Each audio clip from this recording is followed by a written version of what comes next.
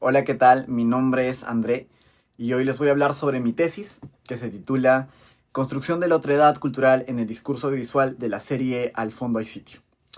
Primero entendamos que vivimos en una sociedad como la peruana, donde las diferencias culturales son abismales, raciales, de género, de clase.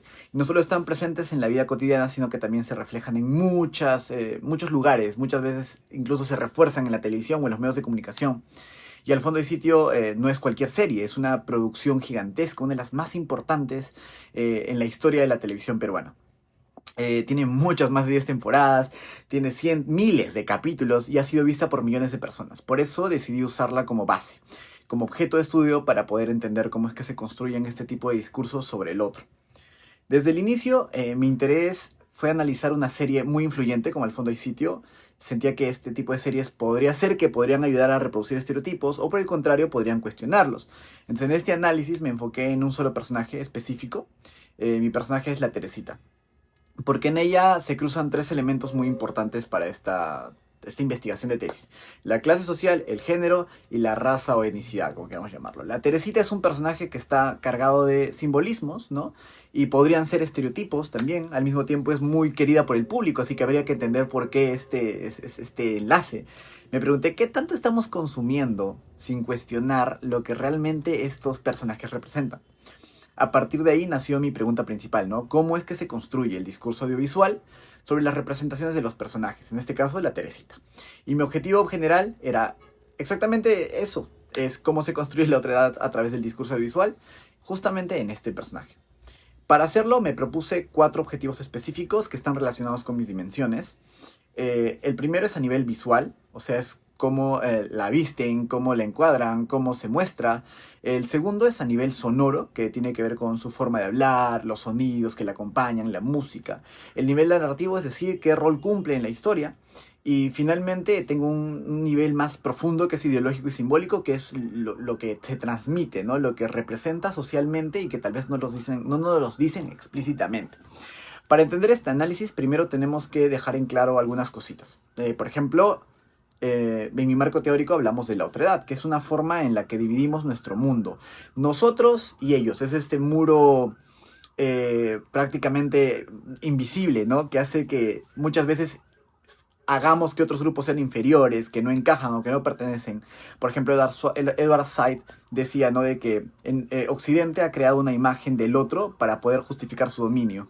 Él hablaba de que cómo veían a Oriente, ¿no? Como un lugar muy exótico, irracional, atrasado, muy lejano a lo que realmente debería ser todo, reafirmando nuestra superioridad como Occidente. Lo mismo pasa en nuestras culturas latinoamericanas. Por ejemplo, Aníbal Quijano también nos hablaba de esto. Dice que aunque ya no estamos colonizados políticamente, seguimos colonizados simbólicamente. Las ideas, los saberes, los modelos que seguimos viendo y replicando son de Occidente. Y muchas veces eso hace que eh, despreciemos lo nuestro y lo dejemos al lado.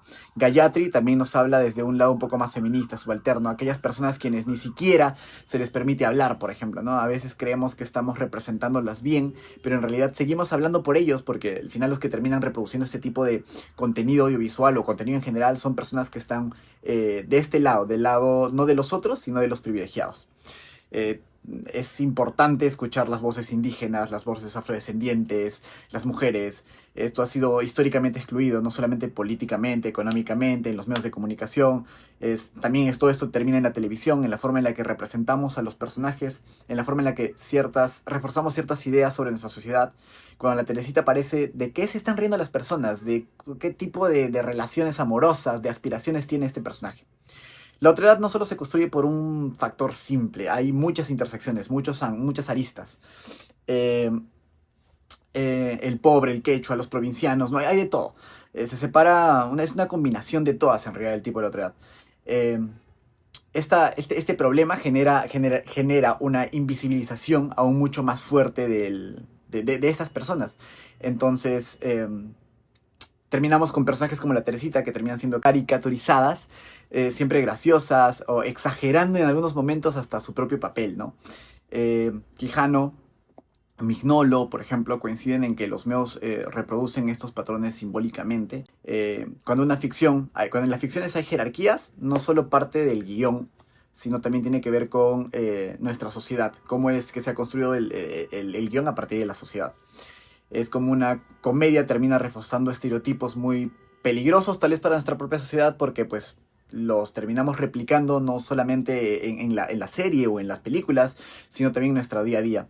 Y esto no lo vemos de forma directa, nosotros lo vemos a través de una escena, ¿no? Puede ser en base a encuadres, a la forma de actuar, a la forma de expresarse. El discurso visual se ha convertido clave a través de justamente la imagen, los sonidos, lo que nos entregan. Tal vez no está explícito, pero está simbólicamente, el mensaje está simbólico.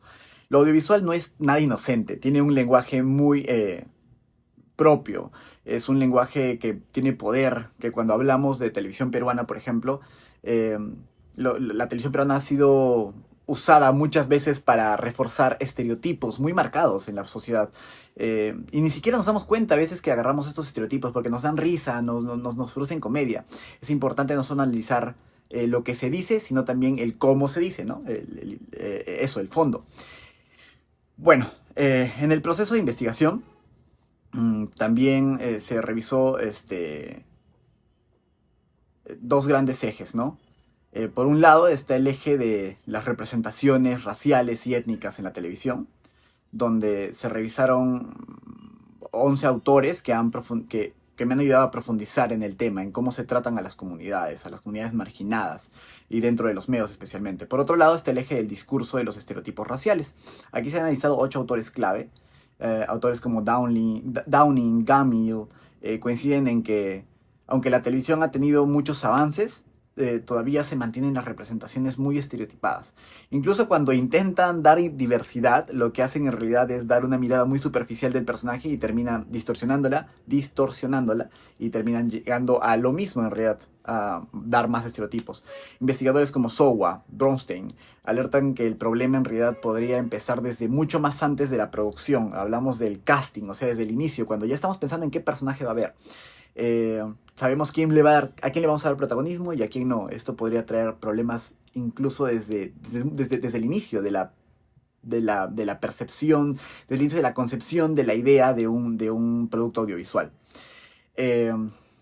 Marcos Ramos, Cerebecki, ellos creen que los medios también pueden ser una herramienta de transformación, que sí, que podrían serlo, hacia una representación mucho más justa, mucho más inclusiva, que no solamente se basa en estereotipos o que los representemos de manera correcta. Y es por eso que encontramos un vacío muy importante. Es un análisis audiovisual a profundidad de este tipo de estudios que ya han investigado los estereotipos en televisión, pero no han investigado cómo es que se construyen simbólicamente a través de lo que nosotros como audiovisuales podemos narrar, en lo sonoro, lo narrativo, lo ideológico, y aquí es donde se va a centrar la investigación. Es el enfoque que propongo, mirar no solo lo que se dice, sino cómo se dice, muy muy adentro en el discurso audiovisual.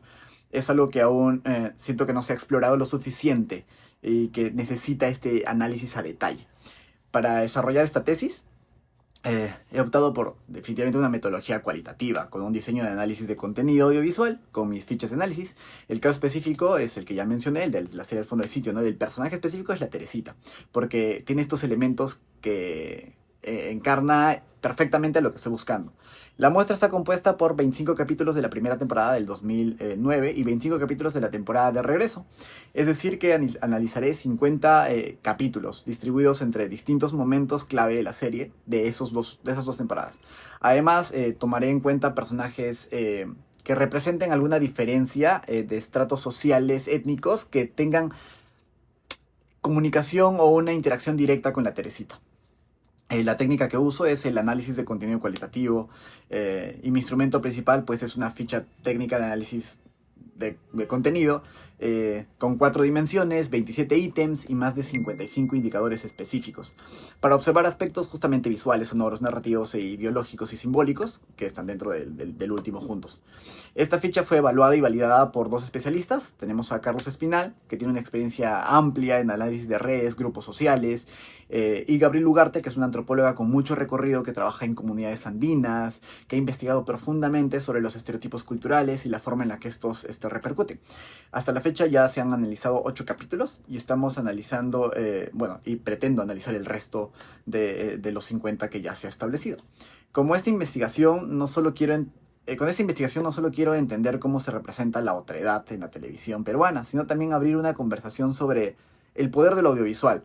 Porque la otredad puede estar en todas partes de nuestro mundo, pero lo audiovisual podría tener esta línea de diálogo que podría cambiar de lo que es estereotipado a cuestionarlos. Porque como audiovisuales podemos correr el riesgo de seguir normalizando estas ideas. Esta tesis en realidad busca eso, aportar a la reflexión, a abrir nuevas formas de entender y mirar el contenido audiovisual y tratar de buscar una narrativa como sociedad más inclusiva y que realmente refleje lo que debe reflejar y promueva y cuestione, mejor dicho, promueva lo que debe promover y cuestione los estereotipos que estamos viviendo día a día en nuestra sociedad. Gracias.